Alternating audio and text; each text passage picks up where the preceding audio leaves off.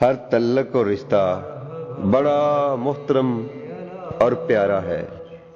بڑے رشتوں میں ماں باپ اور اولاد کا رشتہ ہے، پھر انسان کا خود اپنے آپ سے تعلق اور رشتہ، ہاتھ پاؤں، چہرہ، تن سے من، جسم سے جان اور روح کا رشتہ ہے۔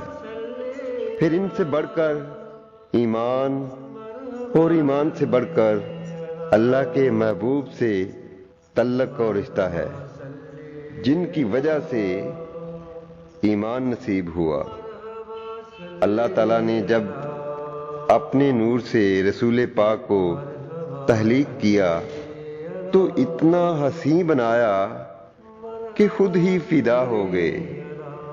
اسی وقت عشق کا رشتہ وجود میں آیا، یعنی عشق کا رشتہ سب سے اول ہوا۔ عشق سے بڑا تعلق اور رشتہ کوئی نہیں، کیونکہ عشق اللہ نے کیا ہے۔